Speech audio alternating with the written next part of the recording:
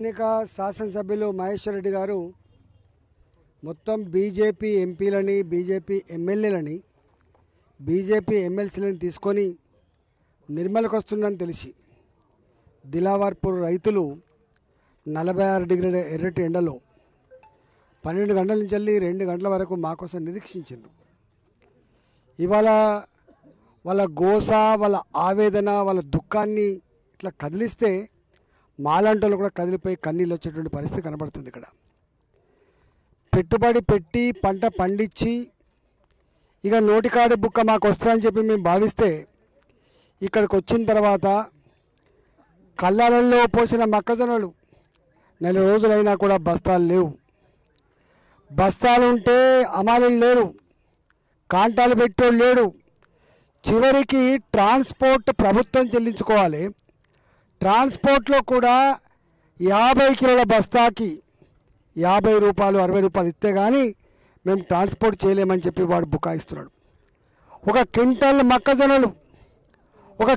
మొక్కజొన్నలు ఇవాళ గోడాను తరలించాలంటే 170 రూపాయలు చొప్పున రైతు ఎక్కడి నుంచి తెచ్చిస్తాడు, ఈ పెట్టుబడి ఎక్కడి నుంచి వస్తుందని చెప్పి ఇలా కన్నీళ్ళు పెడుతున్నారు వాళ్ళు.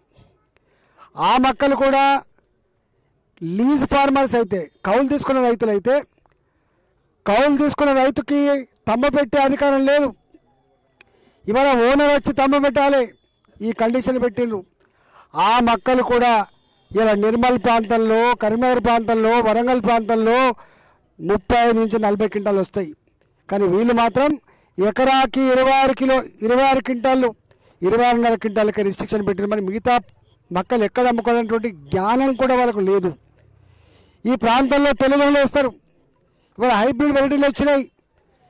ఒకప్పటి తెల్లదొండలు వేరు, ఇప్పుడు తెల్లదొండలు వేరు.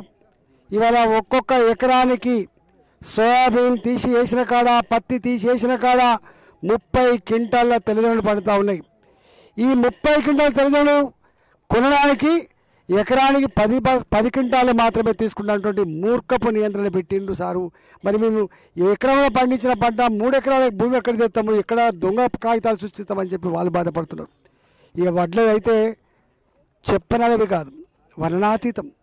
మేము రాత్రి పడుకున్నాము, ఆ కడమలో పడుకున్నాం. తెల్లారి వస్తుంటే ఏ రోడ్డు మీద చూసినా కూడా కిలోమీటర్ల తరబడి వరి కుప్పలు, ఇవాళ బస్తాలను నింపినటువంటి వరిధాన్యం, తడిసి ముద్దైనటువంటి, తడిసి మొలకలు వచ్చినటువంటి వరిధాన్యం కనబడతా ఉంది. 35 నుంచి 50 రోజుల పాటు పిల్లా జల్ల అనకుండా ఏ ఎండాకాలంలో ఇళ్లల్లో ఉన్నానో పిల్లా జల్లతోటి ఇవాళ పంట పండించి సుఖపడే టైము, మళ్ళీ వ్యవసాయానికి తయారయ్యే టైం ఏదైతే ఎండాకాలం ఉంటుందో గా ఎండాకాలంలో ఇవాళ మేము ఈ వరి కుప్పల మీద ఉండి మొత్తం ఎండదెబ్బ కొడుతూ ఉంది. దవాఖాన్ల పాలవుతున్నాం మేము, అక్కడక్కడ చనిపోతున్నారు సార్ అని చెప్తున్నారు. ఇవాళ ఇన్ని బాధలు పెట్టే అధికారం ఇవాళ మేమే ఇచ్చినామా అని చెప్పి, మా చెప్పుతో మేము కొట్టుకుంటామని చెప్పి మా దగ్గర కాటారంలో రైతు కొట్టుకున్నాడు. నీకు ఓటేసిన కర్మానికి, కాంగ్రెస్ పార్టీని గెలిపించిన కర్మానికి, రేవంత్ రెడ్డిని నమ్మిన కర్మానికి మాకు గిన్ని కష్టాలు వచ్చని చెప్పి తన చెప్పుతో తాను కొట్టుకుంటే కూడా కాంగ్రెస్ పార్టీ గుండాలు, కొంతమంది నాయకులు ఆయన పిచ్చి కొట్టిండ్రు. ఇంటికి వచ్చి 105 సంవత్సరాల తల్లి ఉంటుంది వాళ్ళకు, 105 సంవత్సరాలని ముసలామని కూడా కొట్టిపోయిందంటే ఇవాళ ఎక్కడో సచివాలయంలో ఉన్న మంత్రులు వాళ్ళు అంటున్న మాట ఏంటిది? ఇవాళ బీజేపీ వాళ్ళకు తెలివి లేదు, బీజేపీ వాళ్ళకు డ్రామా చేస్తున్నారు, రాజకీయాలు చేస్తున్నారు. మేము రాజకీయాలు చేస్తున్నామా, రైతుల గోసను వివరిస్తున్నామా? రా కొడుక, దిలావర్పూర్ రైతాంగం దగ్గరికి రా, నీకు దమ్ముంటే అని చెప్పి సవాల్ చేస్తూ ఉన్నాం. ఇవాళ నేను ఒకటే ఈ ప్రభుత్వాన్ని హెచ్చరిస్తూ ఉన్నా. ఆనాటి ప్రభుత్వం మిర్చి రైతులకి మాకు గిట్టుబాటు ధర కావాలంటే సంఖ్యలు వేసి జైల్లో పెట్టింది. ఆ రైతాంగం కన్నెర చేస్తే భూపాతంలో తొక్కేసిన రైతులంతా కూడా. మేం ఓటేసి గెలిపిస్తా కదా నువ్వు కుర్చీ మీద కూర్చున్నది, మేము ఓటేసి ఆశీర్వదిస్తానే కదా నువ్వు ముఖ్యమంత్రి పదవి వచ్చింది, మంత్రి పదవులు వచ్చినాయి. ఇవాళ మా మీదనే సవాలు చేస్తూ ఉన్నావు, మా కన్నీళ్లతో, మా జీవితాలతో చెలగాట మాడుతున్నావు అని చెప్పి ఇలా రైతులు మాట్లాడుతున్నారు. నిన్ను వదిలిపెట్టే ప్రసక్తి లేదు. కాంగ్రెస్ పార్టీ మారిందనుకున్నాం, కానీ గిట్లయిద్దని చెప్పి మాత్రం అనుకోలే. వాళ్ళకు భూముల అమ్మకం మీద ఉన్న శ్రద్ధ, పైరవీల మీద ఉన్న శ్రద్ధ, డబ్బులు సంపాదించుకునే దాని మీద ఉన్న శ్రద్ధ మా రైతుల వడ్ల కొనుగోలు విషయంలో, మా రైతుల మొక్కల కొనుగోలు విషయంలో, మా రైతుల తెలంగాణ కొనుగోలు విషయంలో మాత్రం, సల్ఫర్ కొనుగోలు విషయంలో మాత్రం లేదని అర్థమవుతా ఉంది. మేము మర్చిపోం బాబు. ఇవాళ మాకు మేముగా కన్నీళ్ళు కారుతుండొచ్చు, మా గుడ్లలో నీళ్ళు ఇంకిపోవచ్చు, కానీ మర్చిపోం. మళ్ళీ ఎన్నటికైనా మీరు 2024 లోపు మళ్ళీ మా పల్లెలకు రావాల్సిందే, మా ఓట్లు కావాల్సిందే, మీకు మా ఆశీర్వాదం కావాల్సిందే. గప్పుడు మాట్లాడతాం. డ్రామా ఎవడేసిండు, మోసం ఎవడు చేసిండు, ఎవడు గ్యారంటీలు ఇచ్చిండు, ఎవడు గ్యారంటీలు ఉల్లంఘించిండు గప్పు తెలుస్తుంది బిడ్డ అంటున్నారు.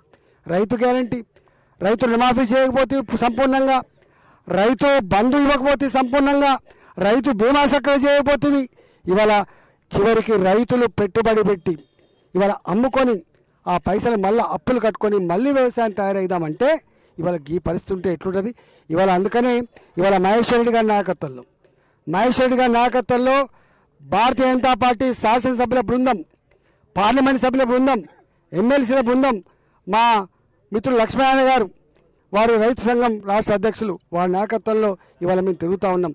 మా ప్రెసిడెంట్ నిన్న అనౌన్స్ చేసిండు, చివరి వడ్ల గింజ కొనేంత వరకు, చివరి మక్క గింజ కొనేంత వరకు, చివరి మనకు తెల్లజొన్నలు కొనేంత వరకు, సల్ఫర్ కొనేంత వరకు మేము ఇళ్లల్లో ఉండే ప్రసక్తి లేదు, రైతుల వెంటనే ఉంటామని చెప్పి మీకు హామీ ఇచ్చిపోవడానికి వచ్చినాం. మేము వస్తున్నామంటేనే బస్తాలు వస్తున్నాయని చెప్తున్నారు, మేము వస్తున్నామంటే లారీలు వస్తాయని చెప్తున్నారు. కానీ లారీలు ఎట్లా వస్తున్నాయో మనకు అర్థమవుతుంది. కాబట్టి నేను ఒకటే రైతులకు మేము విజ్ఞప్తి చేస్తున్నాం, తప్పకుండా 4 రోజుల్లో కొంత మార్పు వచ్చినట్టుగా కనపడతా ఉంది. మేము హెచ్చరిస్తూ ఉన్నాం ఈ వేదిక నుంచి వెళ్ళి, 4-5 రోజుల్లో కాలం నెత్తి మీదకి వచ్చింది. కాబట్టి మా పండిన పంట ఇక్కడే మురిగిపోతే మేము చూసి భరించలేం, మా పండిన పంట మొలకలు వస్తే మేము భరించలేం, మా పంట మా కళ్ళ ముందే ఇవాళ గోడలో పోవాలి, మా పంట రైతులకు, మా ప్రజలకి బోయబెట్టాలనేటువంటి సంకల్పంతో మేము కష్టపడి పనిచేసి తెచ్చినాం. కాబట్టి ఇవాళ ప్రభుత్వం తక్షణమే బేసిజాలకు పోకుండా రాజకీయ దాడులు చేయకుండా, పిచ్చి వేషాలు వేయకుండా ఇవాళ కొని మా రైతాంగాన్ని ఆదుకోవాలని చెప్పడానికి, భరోసా ఇవ్వడానికి మీ ఎమ్మెల్యే గారి నాయకత్వంలో వచ్చినాం. కాబట్టి ఇవాళ తప్పకుండా ఇవాళ మేము చూస్తున్నాం, బయట కంటే కూడా ఎక్కువ ఉన్నాయి ఇక్కడ. నేను అదే అంటున్నాను, ఇక్కడ ఎక్కువనో చూసేస్తున్నాం మనం, అంతకంటే ఎక్కువ ధాన్యం ఇక్కడ ఉన్నది. ఏం చెప్తున్నారు, 80% అయిపోయింది, 70% అయిపోయింది.